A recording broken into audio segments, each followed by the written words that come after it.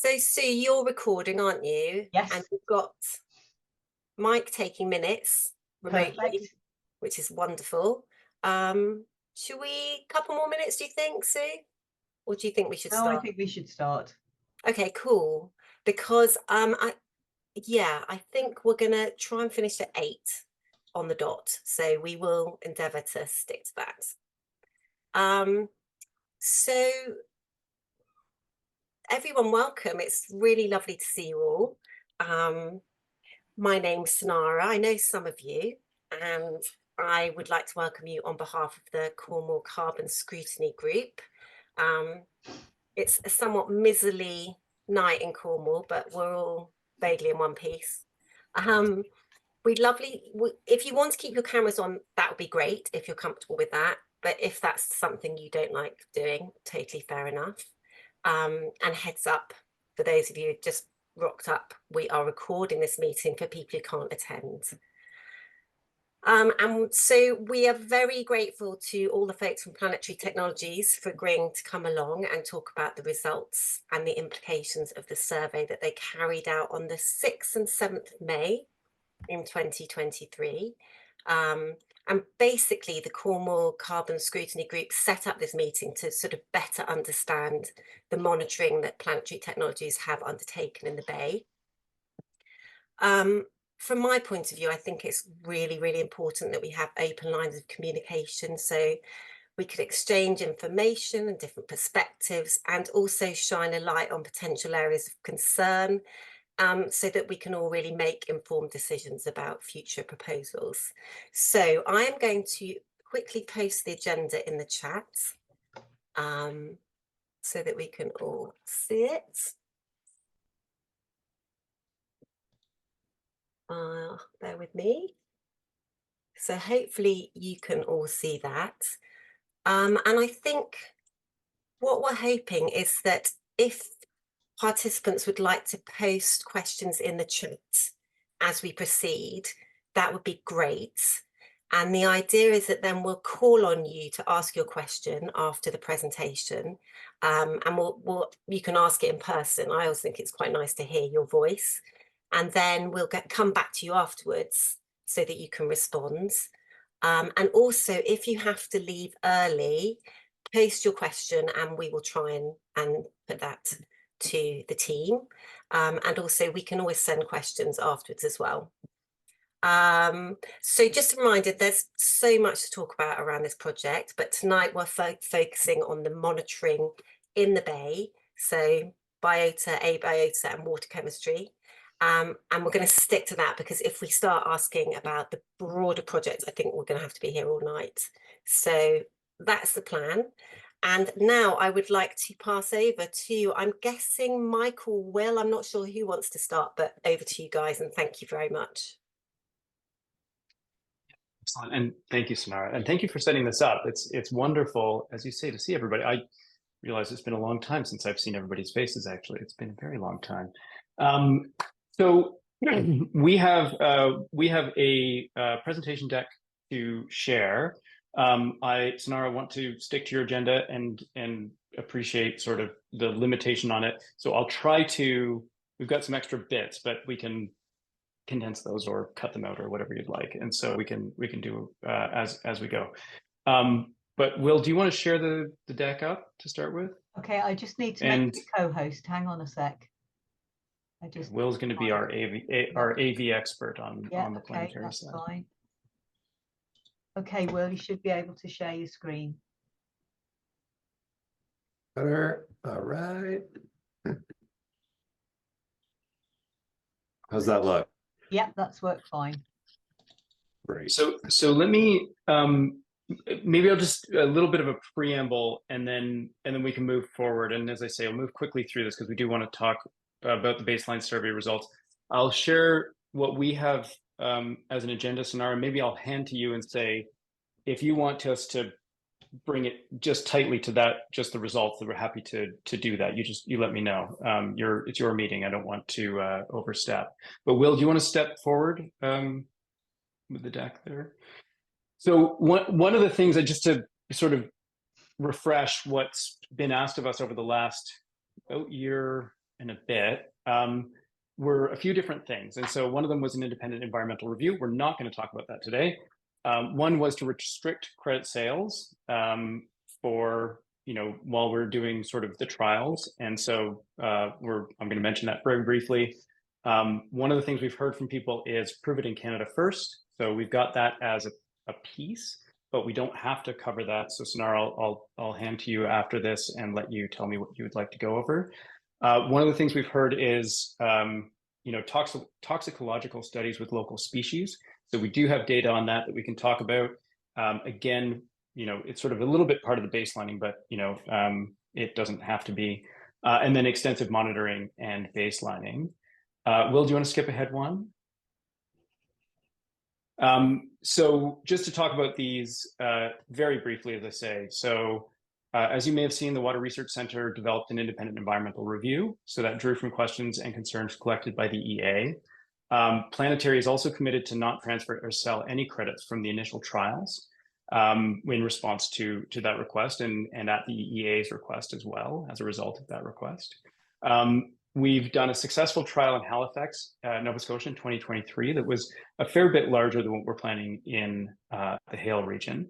And we've done some independent lab toxicology testing on species native to St.Ives Bay that we can talk about. And then finally, all of the baseline data, which we're going to talk about today, has been collected and will be shared with the Cornwall Wildlife Trust. Obviously, if others are interested, we're happy to share it further as well. Let's go to the agenda. So Sonar, this was the agenda that we had for tonight. Now, the focus, as you say, is on the findings from the May 2023 survey. And we're in full alignment. There's a lot of data here. So our thought was to have people ask questions in the chat, especially clarifying questions, like what does this mean? Where is this data coming from? We're very happy to try to answer those in real time through the chat, and we think that will help things to flow. And of course, we can have time afterwards. We also have, as I say, toxicological results for native species and preliminary results from our 2023 trial in Canada. Do you want us to cover those or to sort of stop and see where we are with the survey items? Yeah, thank you, Mike. I think from our perspective, we'd really like to focus on St.Ives Bay and the monitoring that's happened there. Everyone's had your full report that they've all looked at. So I think it would be really good to start with that and then have time for questions and then see where we are afterwards. I think probably from our point of view, we'd like to think about the implications of that for the next potential test. I think that would be quite an interesting area for us. But I think some of those other areas are pretty broad and some of them we do know as well. So I hope that's all right with other members of the scrutiny group, but I think we'd like to stay fairly focused tonight. Great. Perfect. Wonderful. Will, it is all yours then. Let's get into the survey and the findings. Okay, cool. Thanks, Mike.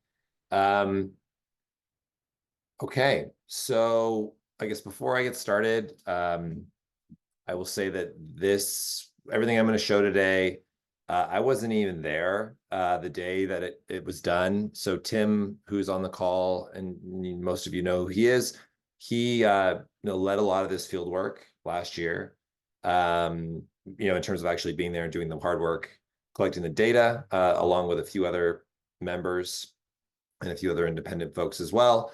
The actual survey that you've seen, or the report that you've seen, was generated by me as part for sure, but Tim played a massive role in generating that report. So Tim, thank you again for that. Marie, who's on the call, also helped contribute to some of the interpretations. So thank you, Marie, as well. And there was editing and it was a big team effort. As you saw, it's a pretty long report. So I just wanted to take the opportunity to say this is definitely not a Will thing. It was a significant effort, and it was a good team effort. I think, as Mike mentioned, I'm going to throw a lot at folks, and I'm also not going to cover absolutely everything, given the time constraints we have. So if there's something someone wants to stop me, ask a clarifying question, I think maybe it was suggested that we do it in the chat. I'm quite flexible. If someone wants to jump in, I don't mind being interrupted. I do it to people all the time. So with that, the two high-level goals of the survey were to generate high-quality data and generate a structured program, because as you'll hear me say multiple times, this is all about tracking things over time. So we needed to generate that program that we were going to be able to repeat. And it's the changes to the baseline that are critical, not only from a chemistry perspective, but also from a biological perspective. That's how we're going to prove out safety and efficacy. And equally important is creating a shared database. As you're going to see, a lot of results here are useful for purposes outside of what Planetary is doing. And so having that database shared publicly could have lots of other, utilities to other members of the community. So that's also a really nice outcome for this. Okay, so here's what the survey looked like. Assuming most people here, can situate themselves on this map. But the focus area, of course, is the area near the diffuser where the wastewater effluent comes out. So one of the stations that we chose is obviously right above that final diffuser. This is where a lot of the work was focused during our work in 2022 as well. There are 4 sites total that were chosen. 3 of them are in this vicinity of the diffuser. So you'll see these station names mentioned a whole bunch of times, but MMZ represents the marine mixing zone. Is that zone near the diffuser that was defined based on models about where this effluent would sort of reside and where it would mix to. So 2 stations within that zone, which is the green circle on the inside of this map here. And then through a lot of hard work from Tim and the team out on the boat, they chose a control site based on things like the bottom topography looking similar to what it does near the diffuser, and a lot of other constraints as well, trying to make sure we chose that site appropriately. By no means is any control site a perfect control site, but it was seemingly the best choice we had. So those are the 4 stations that we would continue to visit every time. What we measured, this is what folks have seen in the past. So we focused on 3 things: water, sediment, and biology. Water samples were done for things like trace metals, but also water properties. I'll share details about that. Sediment analysis focused mostly on elemental analysis. So what are the key metals that make up those sediments? And then biologically, we focused on not only an ecological survey using a dive team, but also measuring the plankton. As we've described in the past, that's where a lot of this research is focused, at the base of the food chain, and as well as some tissue analysis from invertebrates. Okay, so I'm going to take us through this one piece at a time. And actually, I should also mention that despite being the one presenting all this, I'm an expert in very little of it. So I will try to, if there are questions from folks who are experts in these various fields that aren't related mostly to this first slide, I may ask others in our team to contribute, but also just to say that I am not a master of all when it comes to the analysis here. We tried to focus a lot of this on just describing what we see and not trying to assess too deeply, because this is essentially one set of data, and trying to draw conclusions from that is probably not wise. So most of what I'm going to talk about is really about here's what we're seeing, and leave it at that. Okay, so water sampling. What you see at the beginning here is that you're looking at data through the water column. This is what oceanographers tend to do, is take measurements through the water column. And what you're seeing here is just temperature and salinity, an example from the diffuser site and the control site, really just to show that these properties don't change much as you move down through the water column. They're more or less identical vertically, and that really just tells you that the water is really well mixed. And that's something we've kind of always known. It's not always well mixed. There are times when there's a slight temperature increase near the surface, probably just due to surface heating on a warm, sunny day. But those will be very transient, very short-lived increases. Mostly the waters are just stirred up and mixed. And then when you take those water properties across the whole vertical column and average them, because there's not a lot of change with depth, this is the sort of summary table that you get. And I know there's a lot to see there, so don't try and look at it all at once.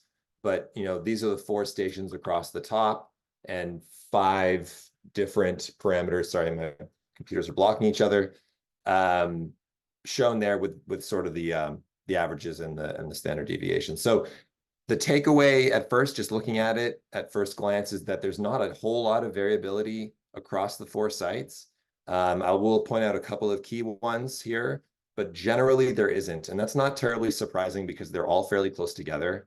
You wouldn't expect there to be significant changes in the properties when they're only 50, 60 meters apart. But 2 really interesting things that came out of this. The first one is the MMZ South Station, which I don't have the map on this slide, but it's just to the south of the diffusers.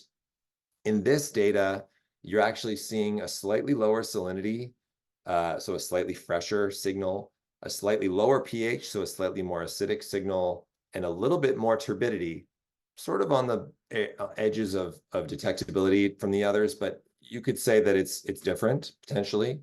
All 3 of those would suggest you're seeing a signal of the wastewater from the diffuser, because the wastewater is fresh, it's acidic, and it theoretically is more turbid than the surrounding waters. So again, preliminary thought there, but potentially valuable, because trying to find the locations that you have the best chance at detecting that wastewater is very valuable. I'll touch on that at the end, but that's one interesting result. Another one is that the suspended solids, which are at the bottom there in purple, which were collected in bottles, not measured through the water column. The plus minus values on those averages are fairly big. There's quite a lot of variability, even between 3 bottles collected at the exact same time. And there's a lot of variability between the sites, and there's not a lot of agreement between the suspended solids and the turbidity, which are 2 things that should be similar. You would expect more turbidity in the water to be reflective of more suspended solids. But the fact that they don't align is interesting, and it sort of tells you that what we really care about is the direct measure, is the suspended solids. And that's going to be a critical thing to keep track of. And so we can't rely on turbidity alone to tell us that. That's what I'm learning when I see that data. And what it means is that you're just going to have to do both. And I think the more reliable of the 2 would be the direct TSS measurement. Just pause for a second in case anyone has a clarifying question. I actually think, well, you've got so much to go through, it's better to do the questions at the end, if that's all right. Sounds great.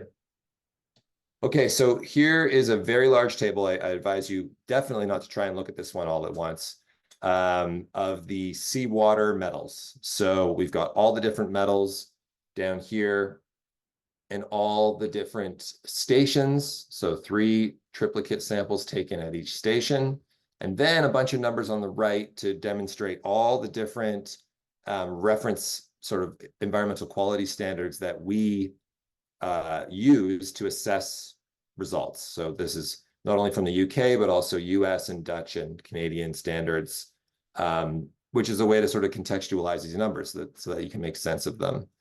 And the sort of 2 major takeaways from this is that all the different metals in the seawater are below EQS standards or indetectable. So green values are detectable, but below any sort of any of the EQS standards.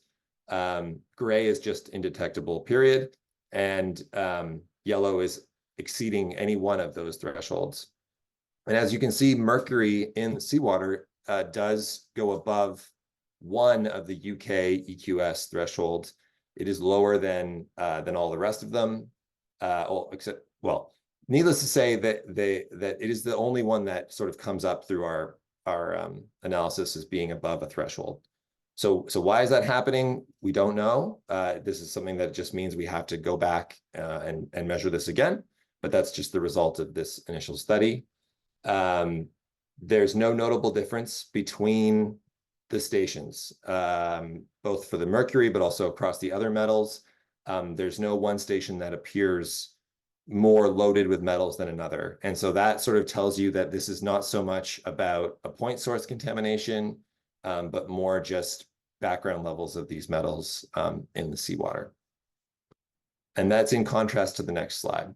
So this is now the sediment, so collected from a dive team, because the pockets of sediment down in St.Ives Bay are very sparse. You can't collect them from a boat. And this is the elemental makeup of those sediments. Again, the green being below limits and the gray being indetectable. The only metal that passes one of those thresholds is zinc. And interestingly, unlike the last slide, you see fairly high levels of zinc. Again, not high relative to all the different EQS thresholds, really only high compared to this one here. But it is considerably higher than the values we see at the control site, which is very interesting. It sort of tells you that these areas near the diffuser are distinctly higher than what we're seeing over at the control site. And it points more to a point source, might not be considered contamination, but a point source loading of those metals. The exact location, of course, we wouldn't be able to tell from just these data alone. But as I'll show you in a minute, we have some ideas there. The overall higher metals level at the MMZ site, and you'll see in the report how we sort of come to that conclusion, is also very interesting, sort of aligns with that slide I had on the water sampling, that maybe this is an area where you're seeing more effects from the diffuser. But again, that's all very, very much speculative at this point. Okay, so the historical context here is really important. And I think some folks on this call probably understand the historical information better than I do. But, you know, we've done a really pretty thorough dig into the historical work here, because that is super relevant for the metals. We've looked at both published literature, you know, peer-reviewed, as well as the sort of monitoring reports that the EA publishes. So spanning a lot of different reports. And the two sort of things you can draw from that a little bit is that this legacy mining contamination from the Hill Estuary and the Red River are very important. You're seeing that not only in the water samples, but also in the sediments, particularly so in the sediments. And I just pulled a couple of examples out. There's a lot more information in the survey, in the report itself on this. But I commend Tim and our teammate Yuan for doing a lot of this digging. In the seawater, this is a perfect example. You know, the historical range for aluminum, based on some of the EA data, is much higher than what we're seeing in the seawater itself. So take samples straight from the river compared to the sort of data we're collecting, it's much higher. In the sediments, you see that there's a couple of things to point out here. The first one is that the estuary, the Hale Estuary and the mouth of the Red River sediment is much more loaded in metals than we see in the open St.Ives Bay. And if you look at this particular study here, which was the Wave Hub study in 2005, they had a range of metals detected in the sediments, you know, that range by about a factor of 4. We see a range in our data as well. And this is just for arsenic, but there are other metals that you can pull out of this table.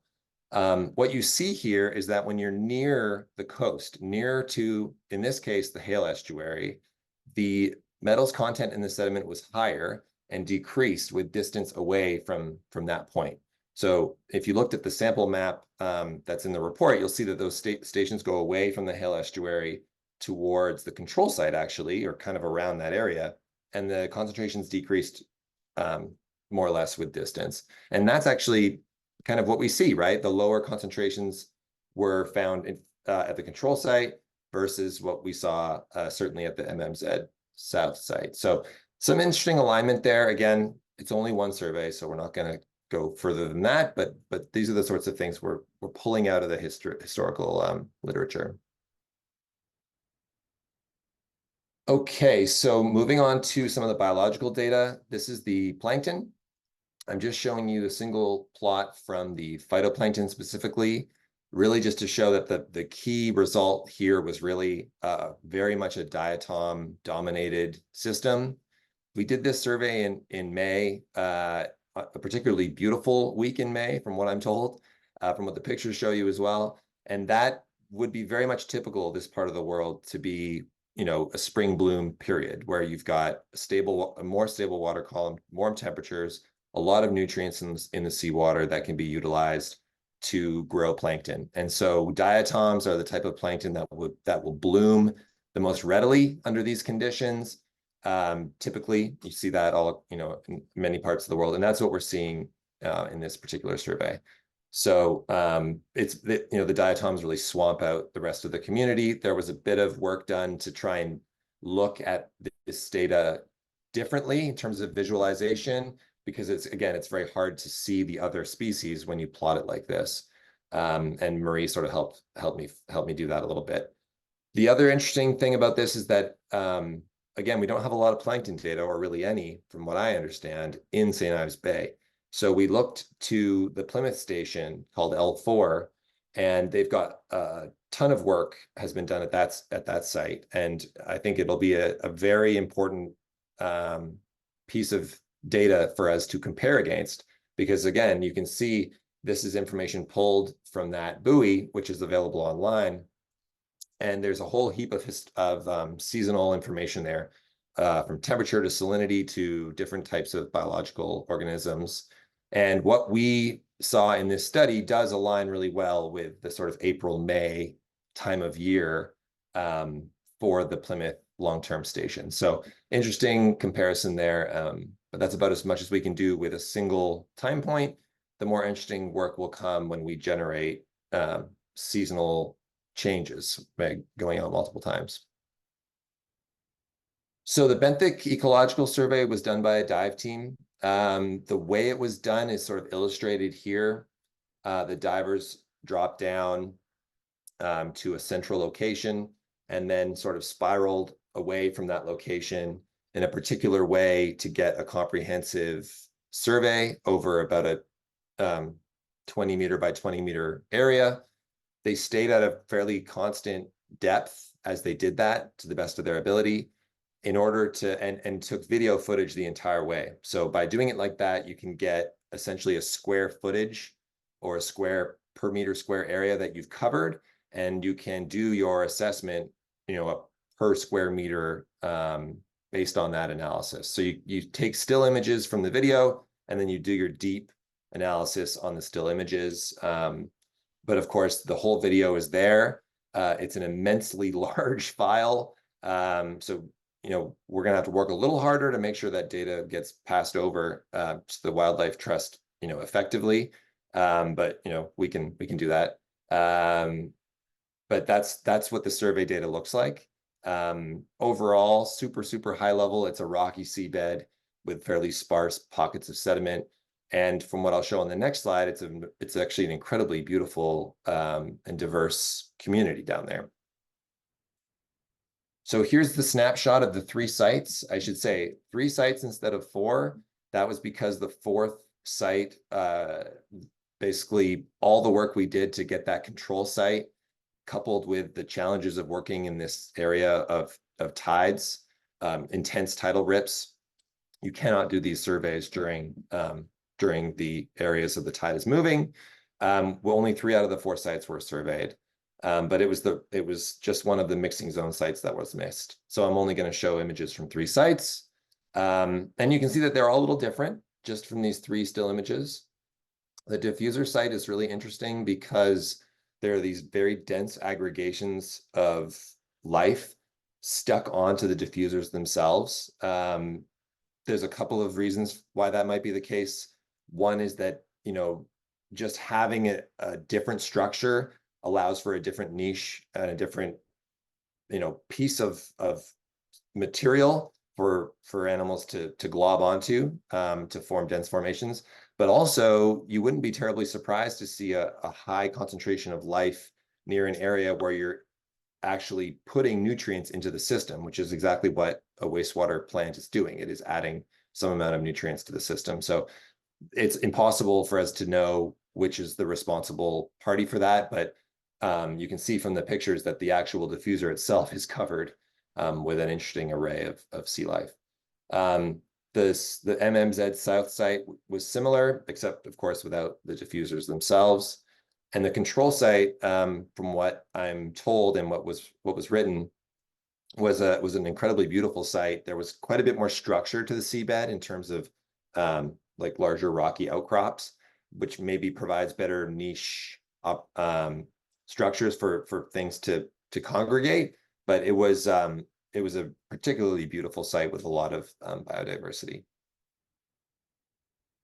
So when you take those still images, you can then do the sort of more the more intense sort of quantitative analysis. And this is an example of one done for the MMZ South site.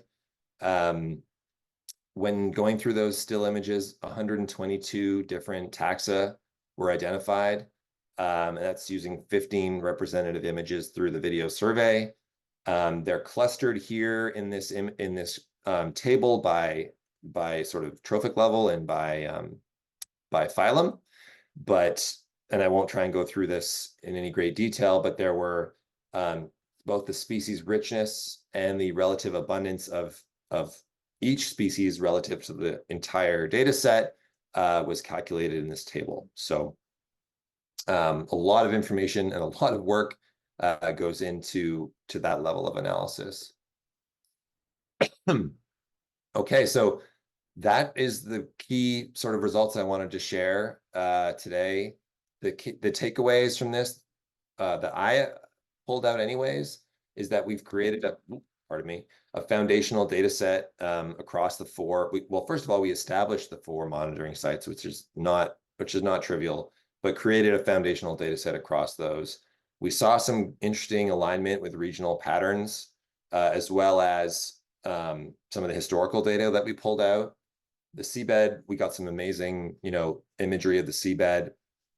And it seems as if physical structures are an important part of the biodiversity metrics. A lot of what we're seeing here is going to require us to, we found a lot of things that sense we need to dig deeper. For example, the elevated mercury and zinc concentrations. And really importantly, we came out of this with a bunch of key learnings that will help inform us going forward. So the water column being well mixed is something it's important to show that and to see it. The tidal currents is something we've now experienced certainly when it comes to diving, but also when it comes to sampling. If you want to collect a water sample from a very specific location, if you're going during the flooding tide, you're just never going to be sampling the right water. So there's a lot of logistical challenges there. The MMZ site might be a strong candidate for moored sensors. So putting a moored sensor package as close to your wastewater signal as possible would be ideal. Maybe that ends up being the site, the MMZ site, which we would have, of course, assumed that the diffuser site was the obvious location. And that's where those plans had been made, but this might actually change the way we think about that. The TSS result's really important as well in terms of understanding how to make those measurements and not to oversimplify them with turbidity. And I think that's all I've got. And again, I just want to point out that the really critical learning happens after this. It happens as we build a baseline, and it certainly happens as we do monitoring efforts during a trial and beyond as we look at the effects. So I will stop talking. Great. Well, why don't you go on to the toxicology stuff? That was something that was requested early on. Should we dive into the questions and see if that comes up? The toxicology, or did you want to go straight into that? I'm open. I'm open to people's thoughts. It's your meeting, Sonara. So you tell us. Yeah, and we'll follow your lead. I think we've got some questions to kick us off with. So I think maybe, Will, are you thinking you're going to need to keep sharing the screen, or do you think we should? Yeah, beautiful, thank you. So I'm going to ask Sue. She has put the first question in. So Sue, if you could ask that, and then you respond after you've had an answer. I have to put the questions in the chat because otherwise I would have forgotten them. So the first one was about the 2 sampling sites, the northeast and the south. they're both about 60 meters. I think it says in the report 60 meters away from the diffuser, but the impacts could be felt 125 meters away. So I was wondering why it wasn't kind of like a transect of sites that were surveyed. And the second point really is that, as I put it further down, and it's kind of linked to this, which is there's only one buoy going in according to the PML application with the MMO for the sensory buoy. Shouldn't there also be a buoy at the control site? So it's about the control sites really, I suppose. I know one of the points of the baseline data was to identify the control site and to identify the survey sites, and that's obviously been done, but are they right, given the fact that there's an awful lot of variability according to the report between the diffuser site and the control site? So actually, is the control site relevant, I guess? So there's a couple of questions about different distances from the diffuser, and then I guess the second question is how relevant is that control site? I'll put it in the chat though. Thank you. Sure. Oh, sorry, go ahead. Over to you. Yeah, sorry. Carry on, Will. Sure. Well, I mean, I think in a perfect world, we would have been able to have an array of stations between the diffuser and the control site. But the reality that we came to was that we had to be really careful about the number of stations we chose, because every station chosen requires X number of analyses across X number of samples with X number of replicates. And so, you know, quickly it became a situation where if we go beyond 4 sites, we're not going to be able to maintain that level or maintain that monitoring, you know, over long periods of time because of the sheer, well, the logistics of getting there, but then also the cost of doing the analysis. So it was the difficult choice of 4 stations and saying, you know, we can commit to sampling these. I guess that definitely answers the question, but if you were only going to do 4, wouldn't it have been better for them to be in a line, particularly bearing in mind what happens with the tide and have one, but you know, because the tide goes in, it goes out. Yeah, I actually think that is the logic for the sites we did choose. So I agree that, you know, transects are a little bit easier to sort of assess, I suppose, from a straight line from one to the other. But because the tides do flow in a particular, well, according to what we see in the models, at least, the tidal motion is in this sort of axis. So the sites were actually chosen based on understanding the diffusers are going to either flow in a sort of southwesterly direction or a northeasterly direction. So the sites were chosen on either side of the in the axis of the tidal flow. So we were trying to think about tides predominantly when we chose those sites. So that was the logic. And Tim, you can correct me if I'm wrong, but I believe that was the logic between those 2 mixing zone sites. And then to talk about the control site, Sue, I mean, I ultimately agree with you. There is no perfect control site.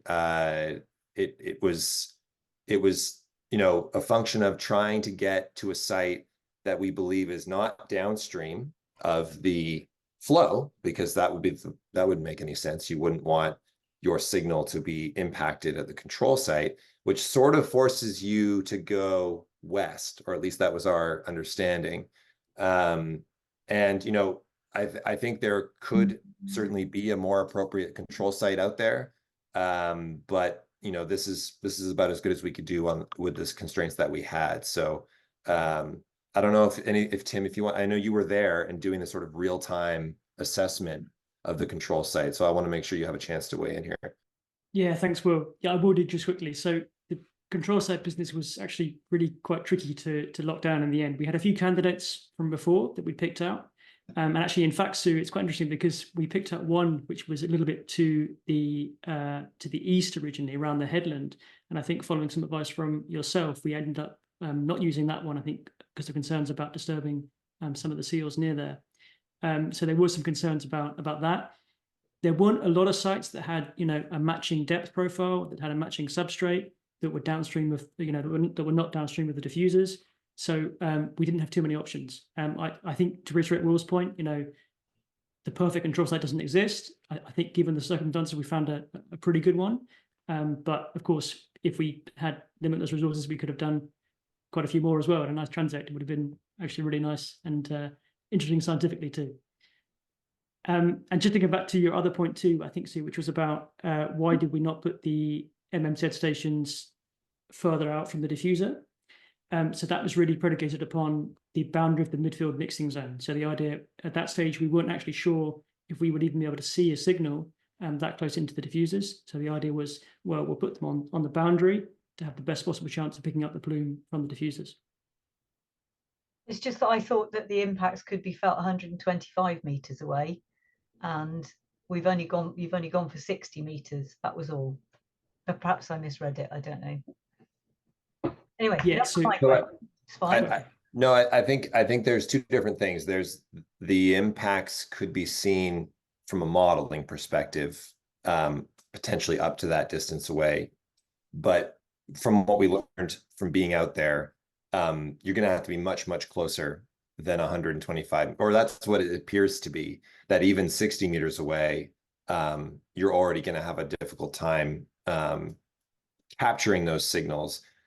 And models can pick up, indiscriminately small changes, but we wanted to focus on the measurement here.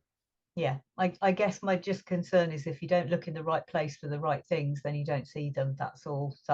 That's where that question's coming from, I guess. But anyway, over to somebody else, please. Thank you both. The next question is from Bill, and it's about metals coming from the Red River. So Bill, over to you. Yeah, it's really just as a concern, really, because the storm overflows, particularly from Redruth and Camborne, obviously go into the Red River. And quite often the advice is one is not to swim in the sea near Godrevy because of these storm overflows. So what I'm wondering is that in your kind of work that you've been doing, obviously you're partnering with South West Water. And really, South West Water's got a very poor reputation in terms of storm overflows. I just wondered whether you've kind of put that into your figures about the storm overflows that obviously are coming down the Red River and also would have come out of the diffuser, because there have been occasions where storm overflows have gone straight out through that diffuser. So I'm wondering whether you've kind of have that relationship with South West Water, that you've been updated on lots of the contaminants that obviously are going into the river and coming out of the diffuser in terms of storm overflows. It is the question, and it is a concern that local residents have about South West Water and storm overflows, particularly from Redruth and Camborne coming down the Red River. Yes, thanks, Bill. I think that it's an important piece. So to answer your question, I don't have data from sort of the Red River or data from a storm overflow. But certainly as we move forward, we're going to be measuring the actual effluent itself, right? The stuff that does overflow during a storm, or the stuff that folks would be concerned about is that effluent. So we're going to have measurements of that, from the pipe itself. But measurements in the Red River is not something that's necessarily out of the question. So part of this activity, at least from my perspective, is getting that input about where we should be focusing our efforts. And if one of those, collectively do we decide that the Red River is one of those, then I see no reason to not start looking there more diligently. Yeah, thank you. Can I just come back on that quickly? We actually, one of our stop triggers is any type of CSO event. So we would not be dosing during any kind of overflow event. So that would be in consultation with South West Water, and we would be sure to pause dosing well before that, or, if that was going on. So really, I agree it's an important issue, but it's not one that we have much control over in that respect. I kind of think about it in terms of it's quite a PR disaster in a sense, what's going on with our storm overflows, particularly in these areas, particularly with these bathing beaches. And I think that relationship between Planetary and South West Water is one of concern. So yeah, I agree that you will have to work very closely with South West Water to make sure that actually you're in full command of what's going on with their storm overflows. Because basically, I don't think members of the public are completely kind of happy with what's going on with South West Water. But anyway, yeah, well, thank you for answering. Thank you, Bill. I want to go to Angela now, who has got something to raise. Hi, thanks. Yeah, I just wanted to, I'm a scientist that used to be chief scientific advisor for an international charity, and I've done a lot of work with the UN in this sort of environment. So I'm quite fascinated with the science because it's cutting edge and we've not done this before. And I was particularly struck by the last comment, which is why I put my hand up, that the modelling and the reality seems to be quite disparate at this point. So I'm wondering how the results of this trial are going to feed back into your modelling, and whether that is you think this might change how you will approach the project. Another question I've put in the comments was also, there doesn't appear to be any statistical analysis being shared at the moment. So we've got some sort of visual observations of the differences across site, but we don't know whether they are statistically significant or not. And one last point, coming back to the control site, I can't quite understand, and that this could well be me, I'm fairly new to what you're doing. What are you controlling for with that site? Because at the moment we seem to be comparing the community around an outfall versus a community in a naive piece of sea. And I'm not sure, I can't quite understand how that control site works compared, what differences are we looking for? What is the control site going to show us? So I know there's quite a lot in that, but I just wanted to raise those issues. Yes, of course. Thanks, Angela. I'll try and go back. I'll do the last one first and the first one last. Thank you. So your question about the control site is a really, really big one. In fact, the scientific community at large in this space is talking about this a lot. I have always been more on the side of let's not do control sites for the reasons that you mentioned, because it's just so challenging to exactly what you said, for the reasons you mentioned. Now, it doesn't mean that we shouldn't try. So I think that having a control site in this situation is a good idea, but I'm not going to, hang my hat on differences that we see at the control site versus at the diffusers. I think an equally and arguably, from my point of view, a better way of thinking about this is what I would consider like a temporal control. So, you've got a time period where you're not doing any activity and a time period where you are, and then you aren't, and then you are. And so I think what's more important than trying to disentangle the complexity of two sites that are clearly not exactly the same before you start is trying to keep a close eye on a single site over short periods of time and then progressively longer periods of time. So I think I agree with you on a lot of those issues with a control site. But, as Tim mentioned, we pick the best one we can and we work with it, but we also think harder about, or depends how hard, it depends on who you are, but I think harder about temporal controls. The first question, I may have missed I can't remember if I'm answering the middle one, but you mentioned the models and the observations. I think I may have misspoke or misinterpreted those statements. I guess what I meant is that the model, we're actually interestingly seeing a fair bit of agreement between those models and what we're measuring in real time. What we can't see is the magnitude. So the model can measure, sorry, I should never say that. The model can predict a magnitude much, much, much smaller than what is possible to measure. So we actually, the measurements we do make align fairly well with the models in that this signal is diluting as fast as the models predicted they would, within an error margin. But the fact is, the sensors only can do so well. So it's not so much that they're disagreeing as much as that, the modeling out to a certain point is just not something you're going to be able to accurately measure. And I think, that's statistical chemical parameters, isn't it, that you're looking at there, and the impact on the inhabitants of that environment is a different thing, right? Which I presume you're addressing elsewhere. Yeah.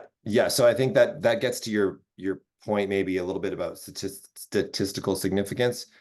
Certainly I didn't get into it here. I think that there's certainly more that can be done within those tables of data in terms of running t-tests and things like that to assess the statistical significance. Yeah, because at the moment it's not really, you've got some standard deviation there, which just shows the variability of the data, but it's not comparing the data sets, is it?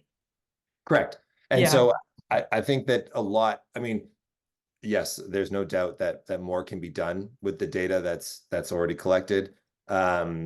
But I as I sort of mentioned, what's going to be really important is digging deeper into this data when it comes to contrasting measurements we take, essentially during a dosing period with right before and right after, and instead of going right to the 100th degree on this initial data set. So so ultimately I agree with you that there's more work that can be done on every element of this data set, and that's just work we're going to have to do as we progress. Yeah, so this is just very preliminary. That's right. Okay, thanks. Sorry everyone for taking up a bit of time. No, thank you, Angela. That was incredibly useful. I'm going to ask David Santillo to ask his question next. So I'm slightly skipping order, but I will come back to the other questions. So David, I don't know if you want to unmute or if you want me to ask the question. There you are. You're there. Oh, I don't know what's happened to David. Can you see the question in the chat? I can, yes. I've just done. Can you hear me okay? Oh yeah, I can hear you now. Yeah, we got you, David. I'm struggling because I'm joining on my phone, which is a bit more complicated. But yeah, no, thanks for the presentation of the data and for sharing the report. I think what struck me from what I've heard so far and what I've read is that what you've done is what's been possible to do so far, but it doesn't feel like something I would call a baseline. It seems from what you've said in the report and what you've said this evening that in fact this is a relatively poorly described system so far. That there are differences in the areas that you've looked at.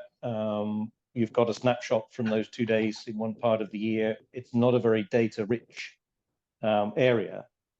So is that not a very insensitive system in which to test a new concept, which for which you're going to be looking for impacts? If you don't have a detailed description of the baseline conditions, spatially and seasonally, and how that varies year to year,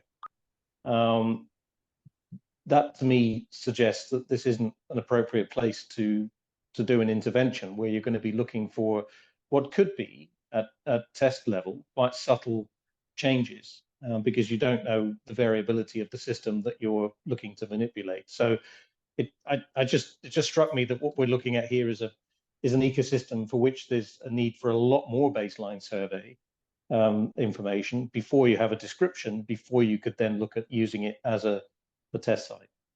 Thanks.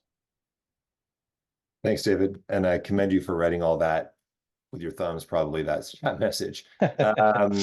I ultimately agree with you. So we would not have gone into a trial and called this a baseline, by no means. My you know, if I don't make the rules here, but I would say that, you know, you need to have a seasonal baseline. That's the lowest frequency that you can get away with in terms of trying to understand a system is seasonal. Certainly in this part of the world, one time point is not a baseline.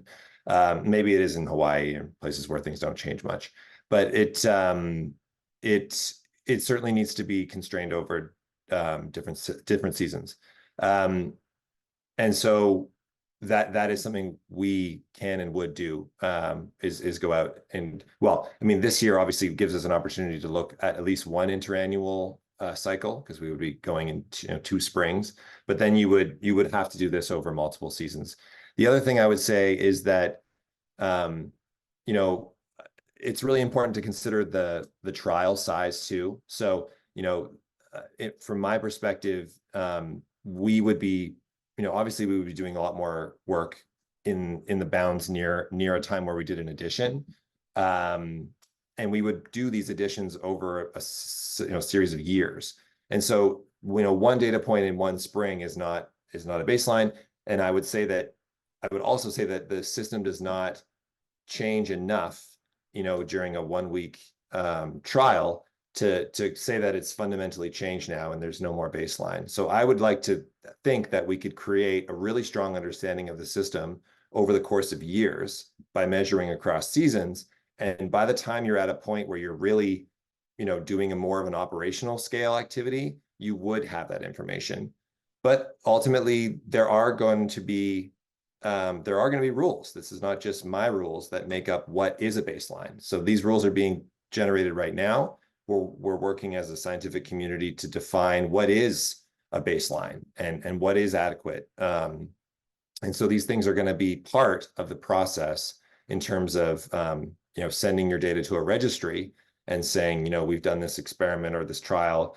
If you ever wanted to get a carbon credit from that, you would have very strict and fairly robust parameters that you have to measure over certain frequencies. And so that is where this field is going. Yeah, thanks for that. But is that not saying that you're going to be changing the system, modifying the system to an unknown extent at the same time that you're trying to collect baseline data?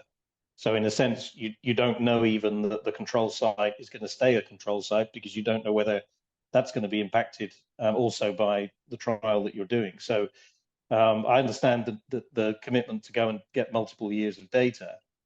But if at the same time you're already conducting trials, then you're, in theory at least, potentially changing the system that you're studying, and therefore it's no longer a baseline that you're building up. Yep, I think that's all fair. You know, in our site here in Canada, we've got you know, a much bigger baseline to work with. And what we've done this past fall, you know, all the data will show that the baseline is potentially going to be slightly different than what it was last year. But what it's also showing is that, you know, these areas are flushing fairly rapidly, and the signals that we create do dissipate really fast. Well, I shouldn't say really fast. It really depends on where you are. So yes, you are making a change at any point that you add material to the system. How big a change is something that, you know, we're going to learn over time. But ultimately, you know, I agree with you that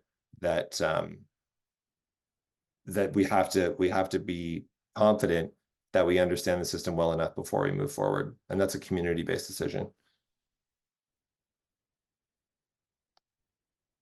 Okay, thank you. I've got a hand raised from Rob, so I'm going to go to Rob, and then I've got Jenny and Jules and Sue. So over to you, Rob. Hi. Yeah, this was a question for Will, Pete, and Mike. We last met over in Hale with the consultation, one of the original consultations, and there were quite a few questions around carbon credits and concerns that any net carbon sequestration that you could gain might be sold as carbon credits, and how comfortable you were about that and how you would stop that offset, essentially to bringing it back to neutral. Now, regardless of the complexities around carbon credit sales and all that, you guys at the time said it was something you'd have to cross and a bridge you would look at, and it was a complex issue. but no one acknowledged that you were already doing it. We subsequently found that out, that you were doing it at Shopify and other things like that. So it's resulted in a real loss of trust that that what you say is the full picture. I don't know whether you wanted to talk to that, because that was misleading to many people and has resulted in a lot of lost trust, basically. I'm happy to talk about that, Rob. Maybe I can do it quickly so we can go back to the baseline. But I said fairly consistently that the purchases that were made, or it's not even purchases, deposits essentially that were made to us by Shopify and other carbon purchasers have not been allocated to any particular project or in any particular way. We've made a commitment that we won't sell or transfer any credits to Shopify or anybody else from the upcoming trial here, both publicly and to the EA as part of the process that we've gone through. And so personally, and we've never hidden it. In fact, this was something that was announced on our website. We actually made a lot of noise about it when we originally sold these credits, 2+ years before we ever showed up in Hale. So I personally believe that we've been very open about the fact that, our business model is ultimately to sell carbon credits. We have absolutely respected the fact that the community has asked us not to sell them for this particular trial that we're looking at here today, and we'll continue to do that.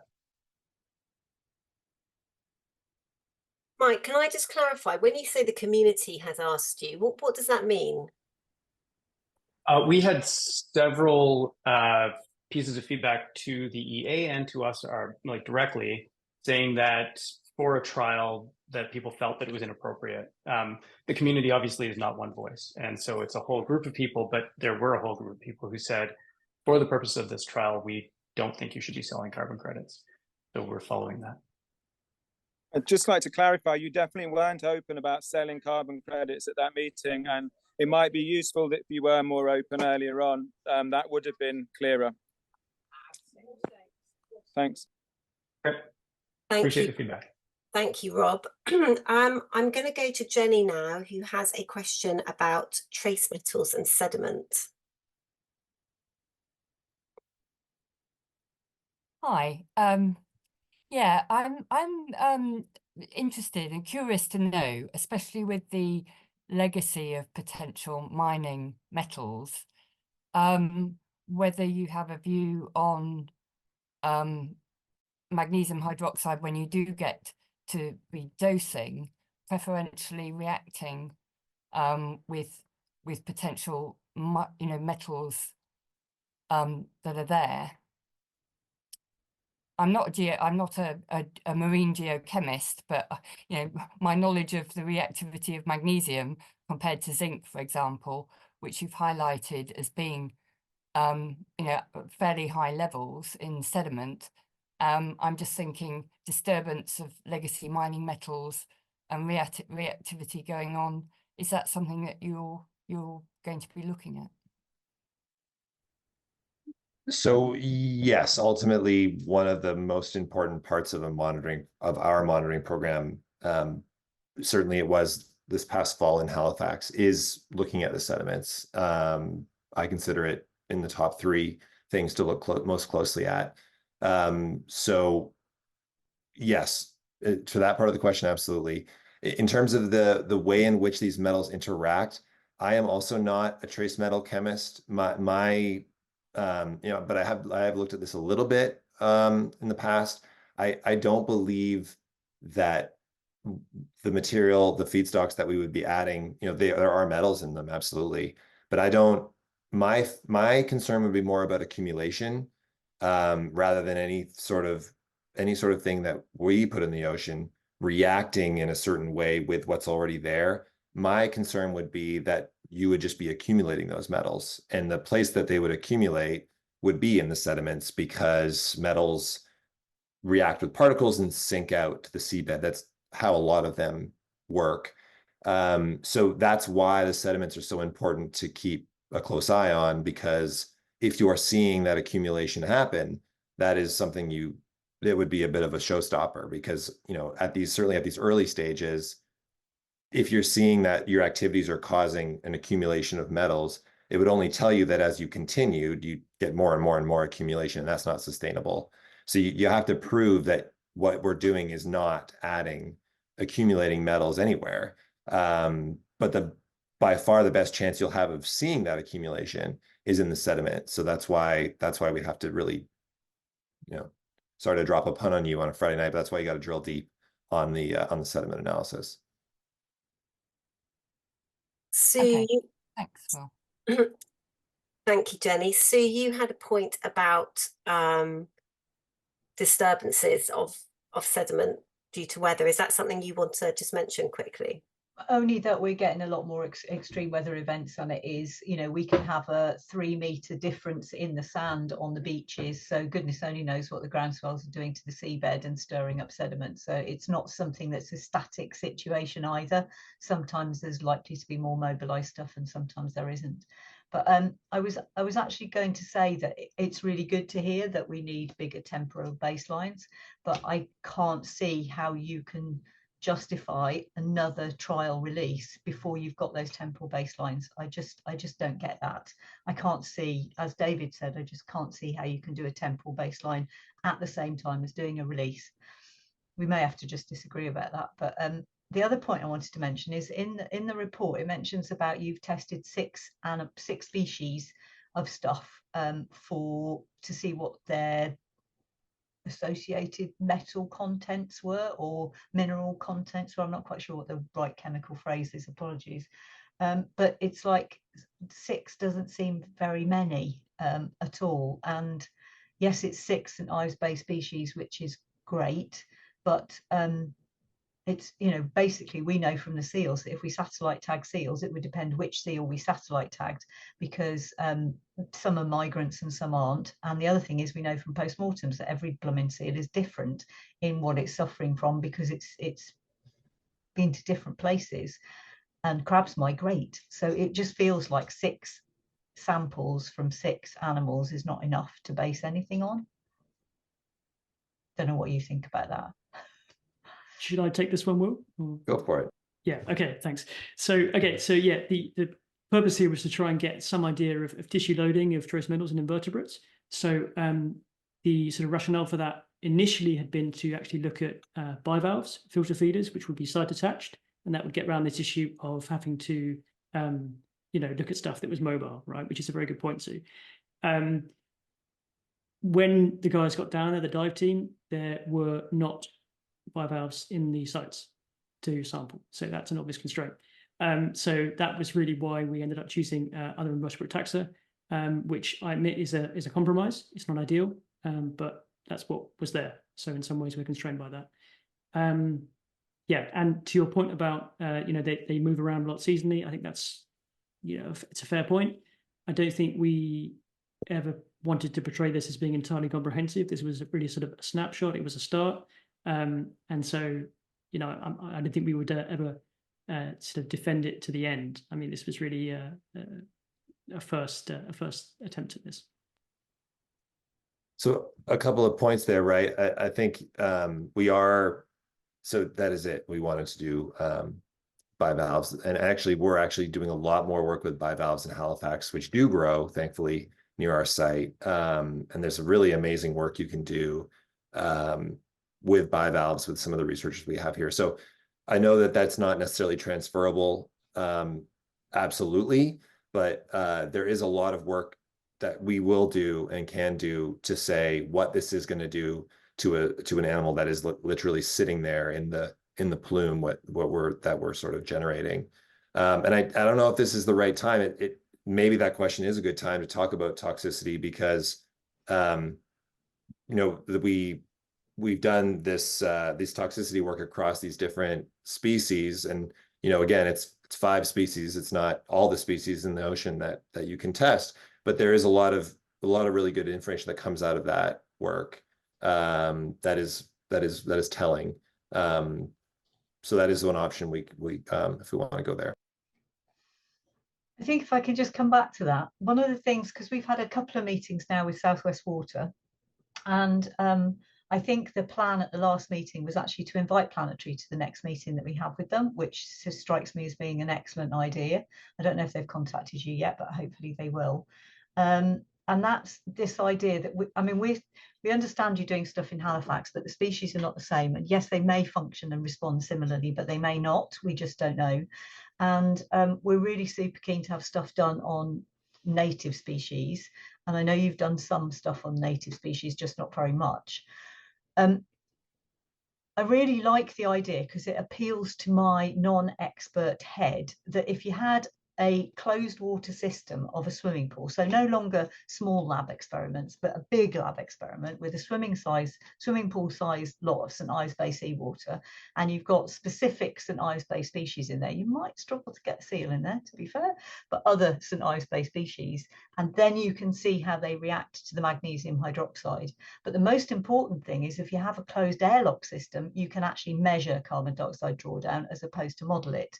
So for me, this is something we've always been arguing for, really, although the airlock system is a new one, is that, you know, scaling up the laboratory experiments to actually do something really specific, because you've just explained really elaborately how complicated it is down there, and we do appreciate that.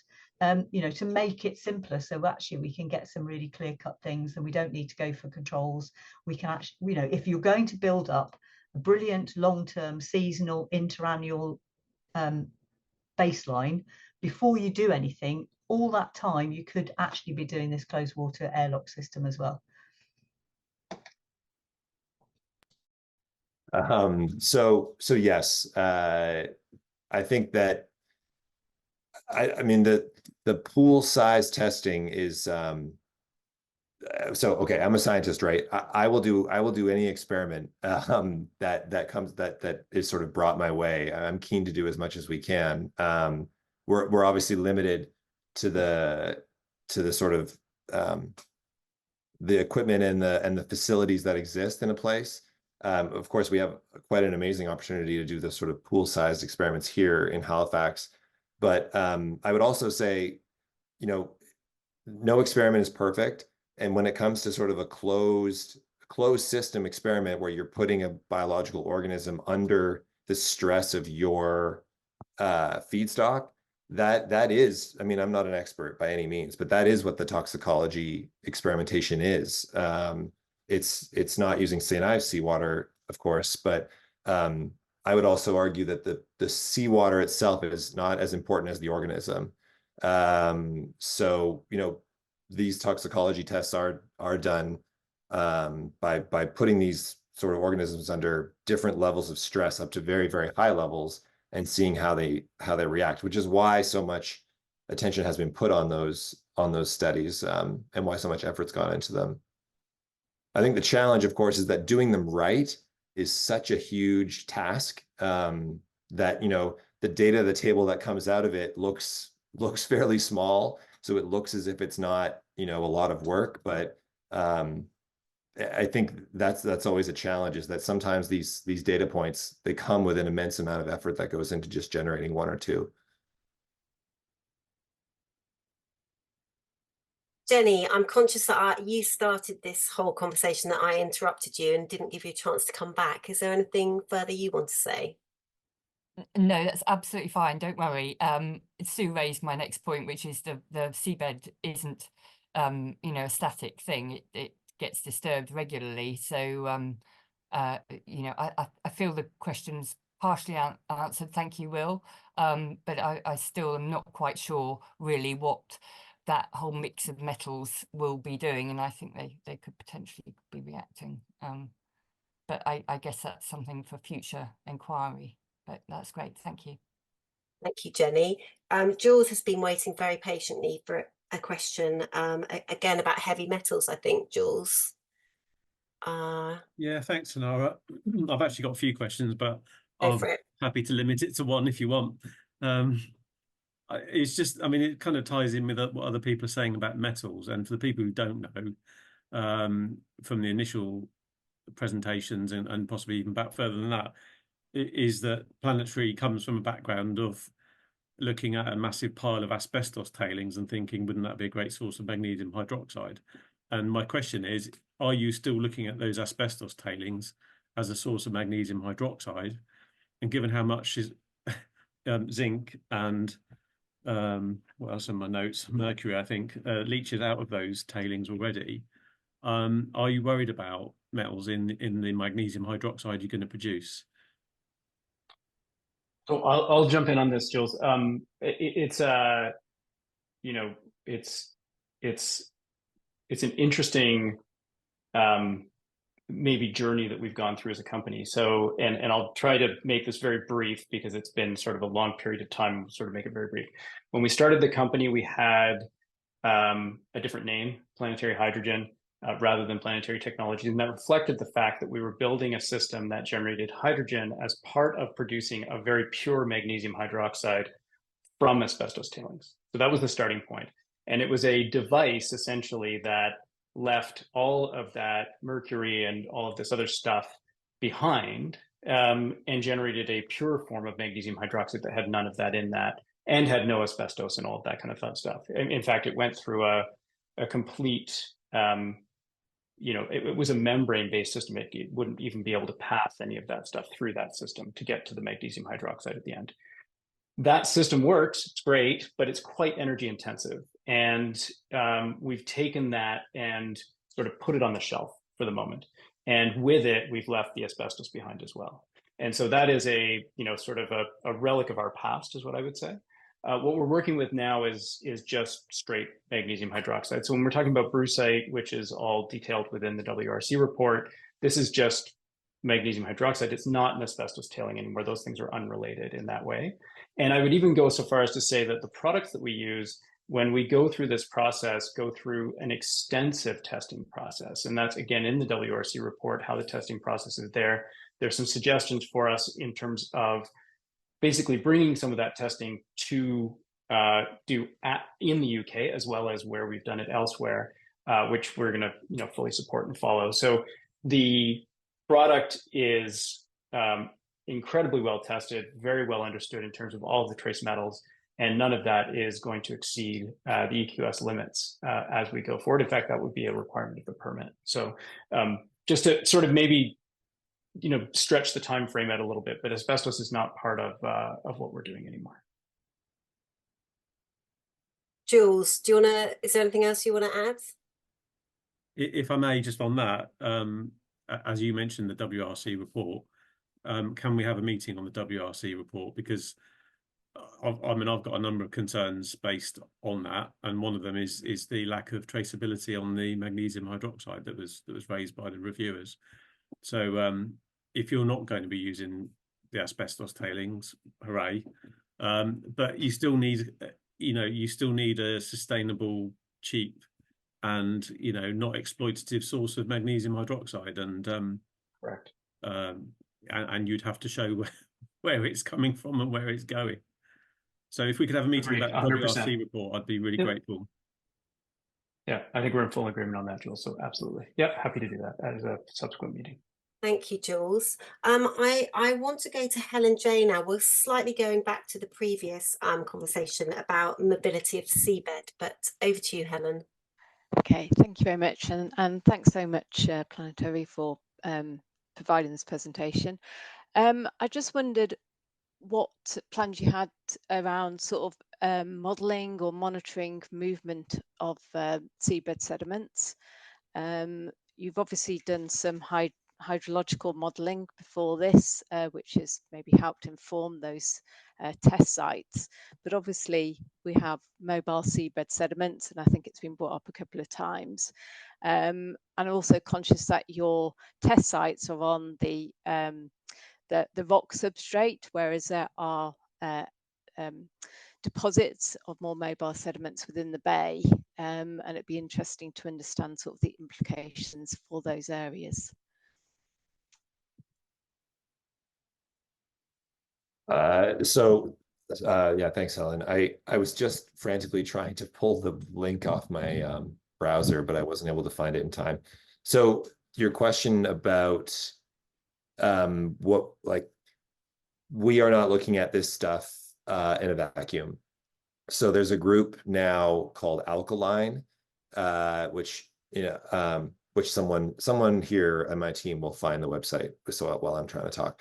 But it's a group of international researchers that is studying OAE across all the different elements, from modeling to metals to alkalinity measurements. And there's a team there that is kind of focused in Germany that's digging really deeply into, how this stuff going to dissolve, how is it going to react with things that are in the water column.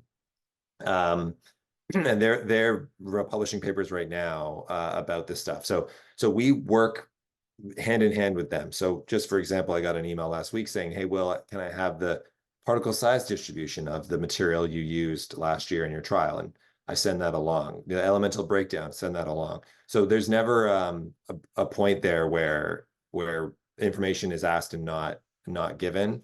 There was a meeting last week, 2 weeks ago now, in New Orleans, where all the ocean science community came to one place. There was 7,000 of us there, and I gave a presentation along with a researcher at Dalhousie that talked about this trial behind me. This is the Halifax work.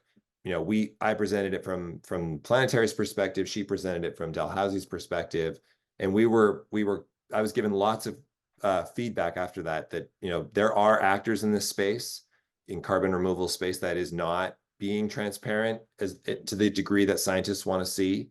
But my belief, and I understand that it's biased, is that Planetary is not one of those. So we are working hand in hand with the research community and making sure they have all the information they need to study what we're doing outside of the company, because again, we're only 20 odd people.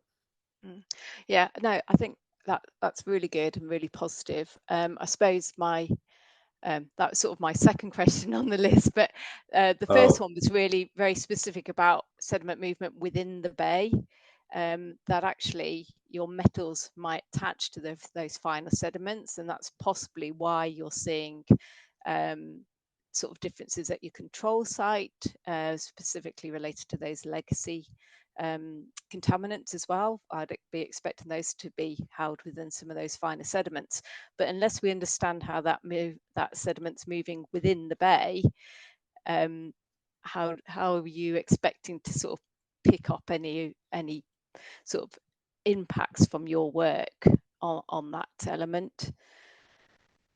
Again, it sort of comes back to making sure that you've got enough spatial data to be able to have that be really positive, that when changes occur, you are going to be able to pick them up. And I suppose I'm just questioning again to that location of those control sites, because they're located on that rocky substrate, but it might be the finer sediments which are the critical ones for holding some of that metal content, and actually potentially getting that sort of any accumulation effects. Okay, that's interesting. It sounds like it's just another conversation to be had, really. I think, as Tim alluded to, the choice of a control site is a very challenging one. And to answer the question about how we're going to track, how are you actually going to track this? My theory, and again, it's only a theory, is that if you're going to collect sediment across sort of maybe a seasonal frequency, if you were having an impact, if this material did end up accumulating in the sediment, which again, it's important to remember that we're choosing a material that intentionally won't do that. It's one of the things that we actively want to avoid. So we're not, we're making sure we don't pick these feedstocks blindly, and we're not picking locations blindly either. So we don't believe that accumulation can happen. Doesn't mean we're not going to look for it. But if you have those data points of these metals over a long period of time, and you start to see anything that resembles an accumulation, that to me, is a serious problem, and it tells you that you really can't be operating in that area. Yeah, I think for me, it's just that it is just making sure you really consider that spatial scale of test sites properly, and some of that will relate to that sediment mobility as well as movement through the water column, which I think your hydrological modelling should have picked up that dispersal through the water column, but it's probably not picked up what's happening on the seabed. So just something Sure. to consider. Thanks. Thank you. Right, it is 3 minutes to 7, and I think we've pretty much everyone who has wanted to. Jules. Okay, Jules, you've got 2 minutes.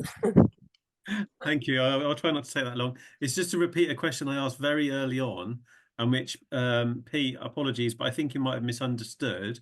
I was actually asking for any initial preliminary reports from the Tufts Cove project, not this baseline survey, because obviously you've done additions there. So I think the timeline was for February, and there's not been anything. Could you just make sure that we go on the distribution list for those reports when they come out, please? The timeline for the in your for project baseline timeline report. for Tufts Cove, you say that target for initial data and analysis publication is February 2024. Oh, so well, maybe you could talk to how data is going to be distributed regarding Tufts Cove. Well, I mean, one idea that comes to mind right away is that there's a talk I gave in February that presents all the data that we had at the time analyzed. I gave a public lecture here in Halifax in February, and that's an open link, I believe. So, you know, you can have a dinner over my voice and we watch did that actually talk. try to join that, Will, and participants from the UK were blocked. David Really? and I both tried to attend that meeting and we were blocked. We couldn't. It was midnight, I think it was, or 11:30 at night, and we couldn't attend. Oh, that's odd. Goodness. It was St. Mary's University who ran that session, so that's odd. I guess maybe there's something about international. Who knows? But we have it, and so we can share it.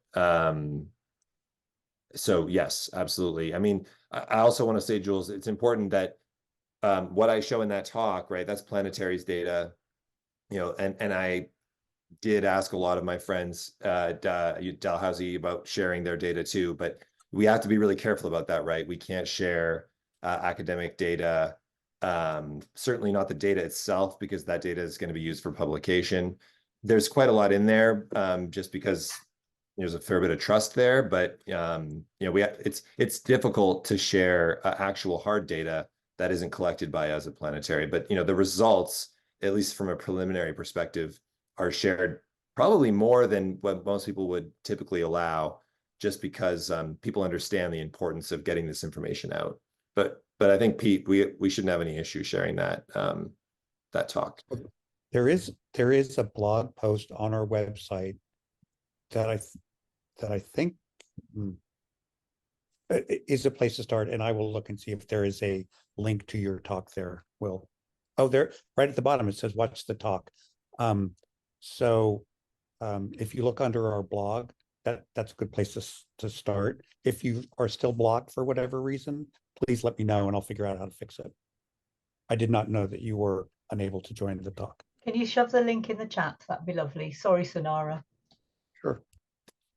That's okay. Don't be sorry. I'm just aware that we've been going for an hour and a half and we have covered so much territory, and it's been incredibly productive and useful. And I want to say a massive thank you to everyone for coming along and for communicating with one another about all these issues. It's super important. And I would love to invite the team for another meeting about the Water Research Centre report when we've all recovered from this one. So hopefully we can get together and do that. But yeah, an enormous thank you to you for coming along, and to Will for explaining so much, and to everyone for asking really useful and important questions. And yeah, have a lovely Friday night doing whatever you're going to be doing. And thank you very much for coming along. All the best. And thank you, everybody. Yeah, really appreciate the time and the opportunity to speak. And yeah, thank you again. So we'll talk to you again soon. Thank you, Thanks, everyone. Mike. Thank you. Thank you very Bye. much. Thanks, Bye. folks. Thanks so much for coming. Bye-bye.